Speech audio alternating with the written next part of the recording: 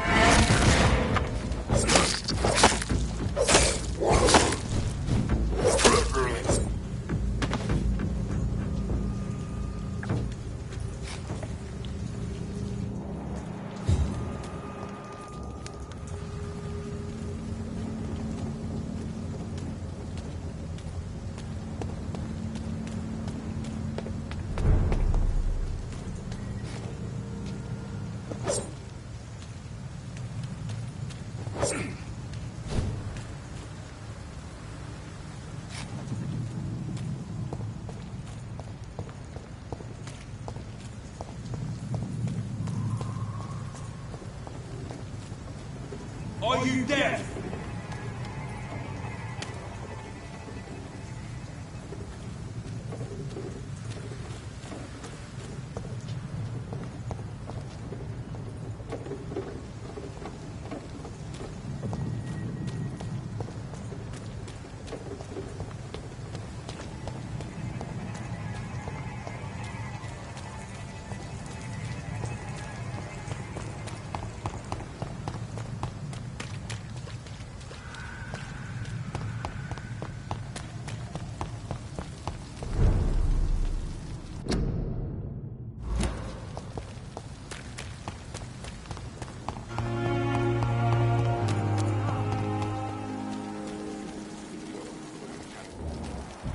Doctor, where have you been?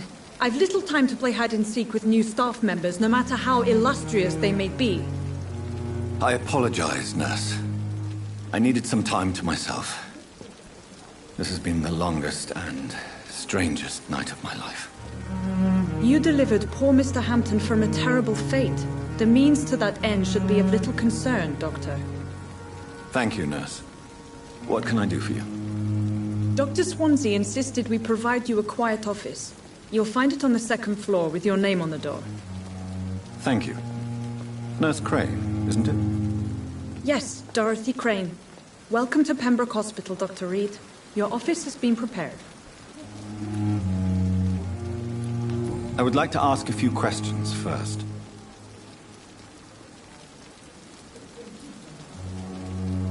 And Mr. Hampton, the patient we brought in, how does he fare? I gave him a sedative to help him sleep. Poor thing was in quite a state of shock. What kind of man is Dr. Swansea? Well, you accepted the job from him. I thought you would have known about your employer. It's right to assume Dr. Swansea knows far more about me than I do about him. You'll get to know him soon enough, and better than me. The Administrator has better things to do than mix with us.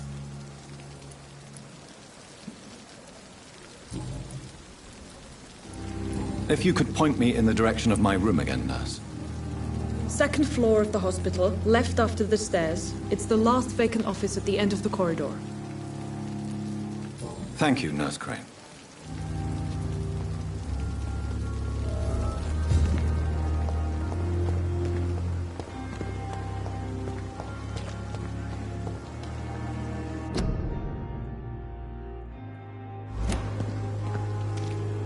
Dr. Swansea is right. This place seems perfect to conduct my research.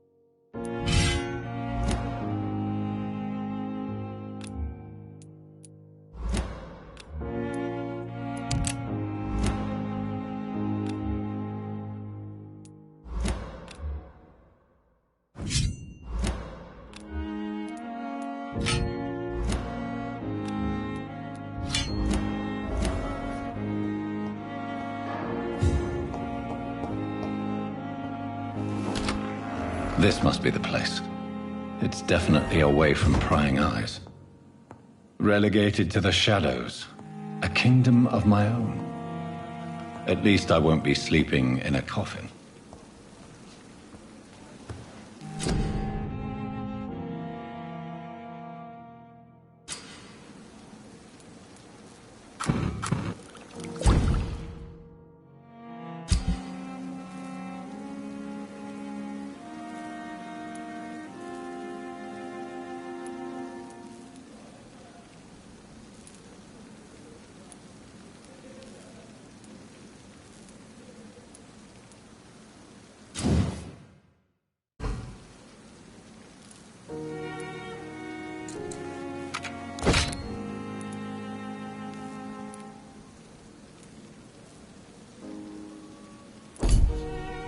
William Bishop's blood is much more unstable than human blood and shows extensive mutation.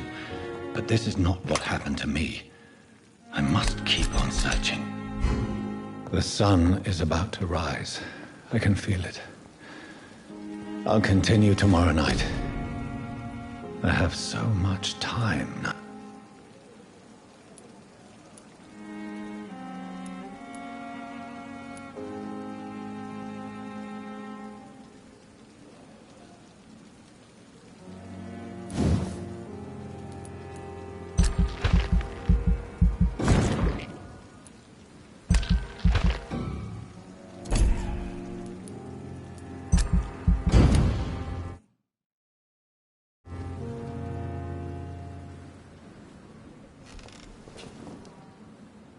If I'm to stay here until my research is complete, I'd better learn to hide my true nature from the mortals. But what about my thirst for blood?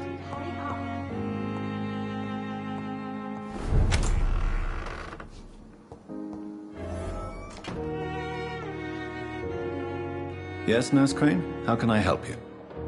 I'm so sorry. I know Dr. Swansea wanted you to rest, but we have somewhat of a crisis. A crisis, you say? Our supply of antiseptics is nearly depleted. I was hoping there was another box up here, but...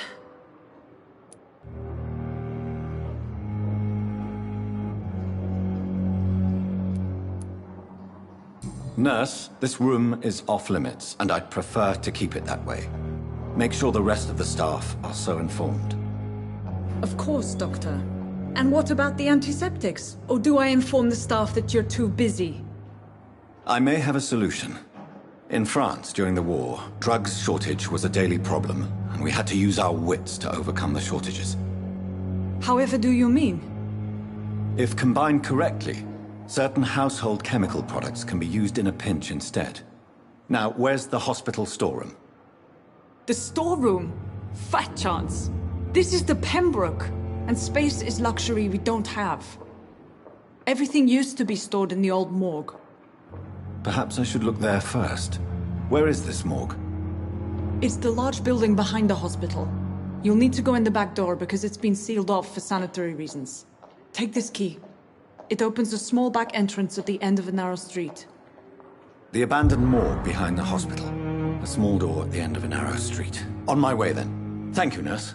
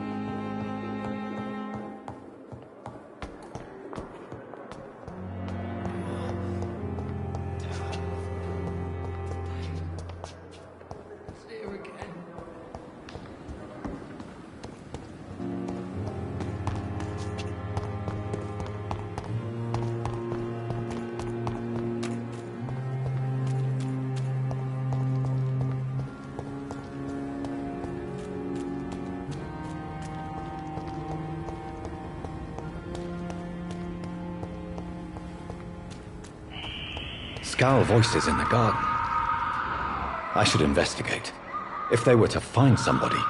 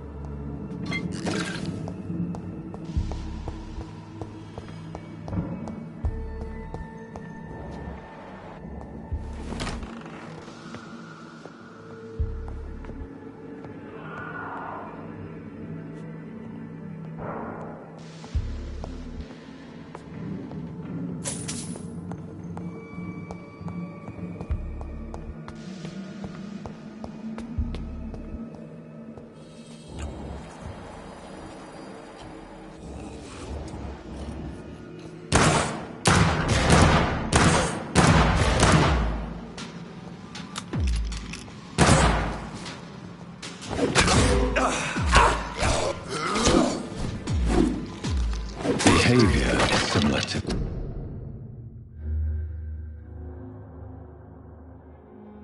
the infected William Bishop. Must be the same strain.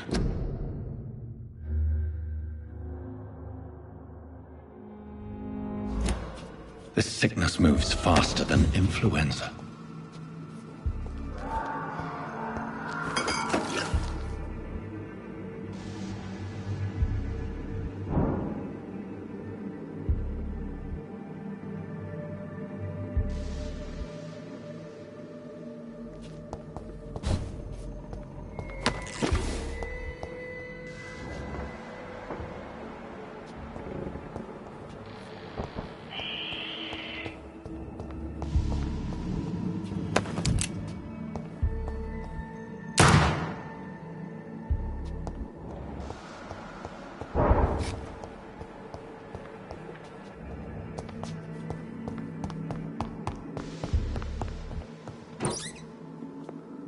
This key will surely grant me access to the basement.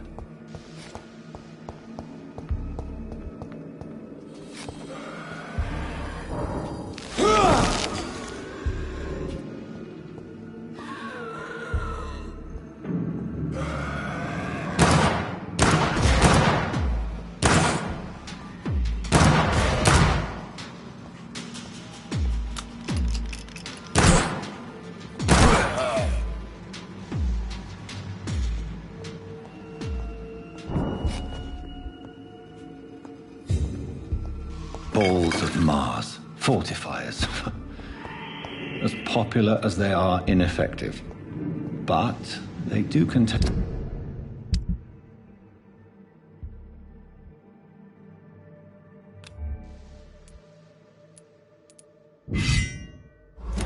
iron tartrate, and that might prove itself useful.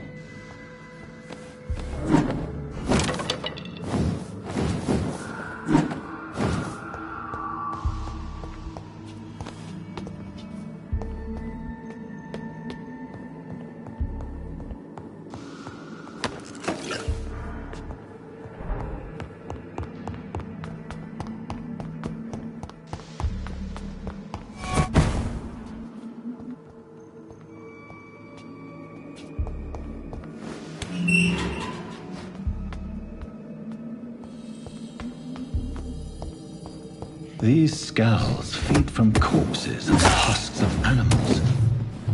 They're not after blood.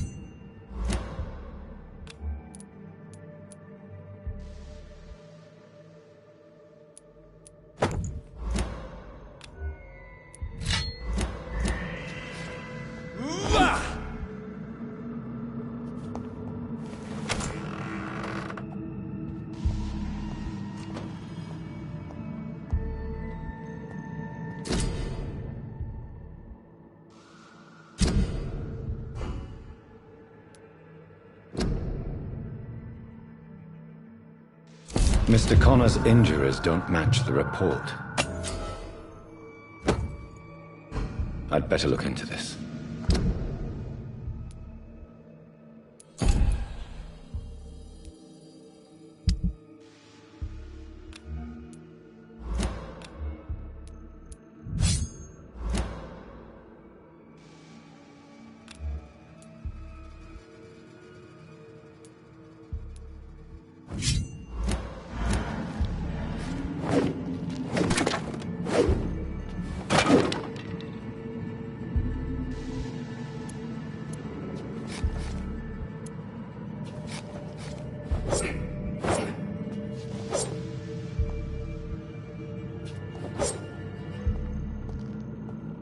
It's locked.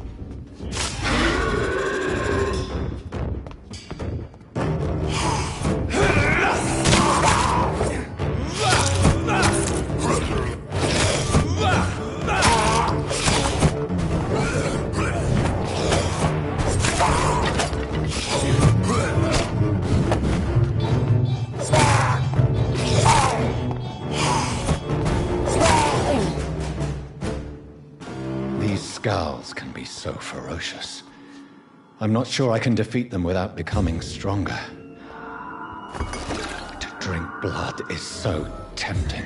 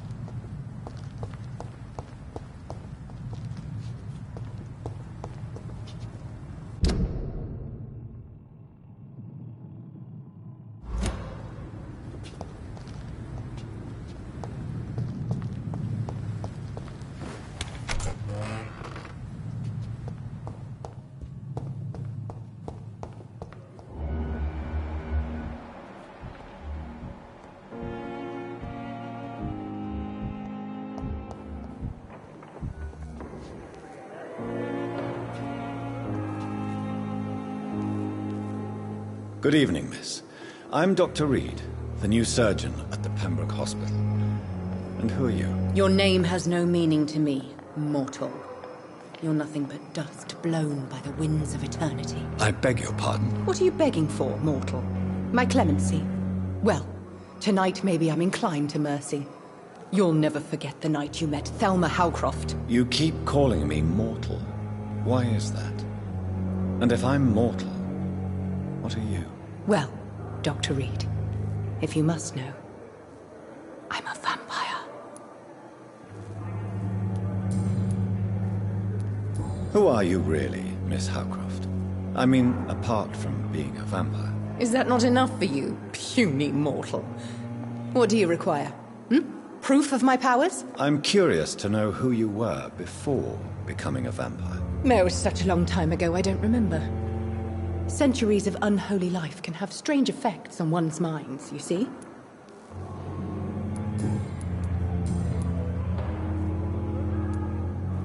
And why do you believe you're a vampire? I don't need to believe anything. It is what I am. It is what I feel within this hollow shell of flesh.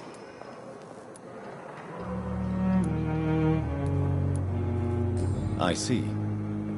Have you ever heard of Cotard syndrome, Miss Howcroft? Never. It's a mental illness discovered by a French neurologist named Jules Cotard. The affected patients are delusional. They believe that they are putrefying, that they are dead, a ghost or a ghoul. Or in your case, a vampire. Delusional, you say? Oh, sad and petty mortal. You can't even begin to understand the concept of immortality. And you think it is I who am delusional.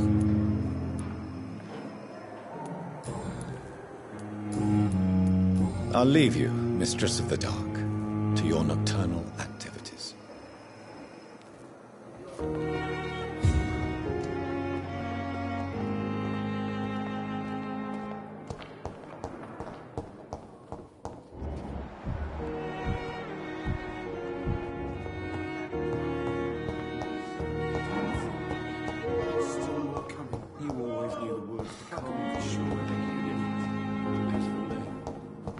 Blundering idiot.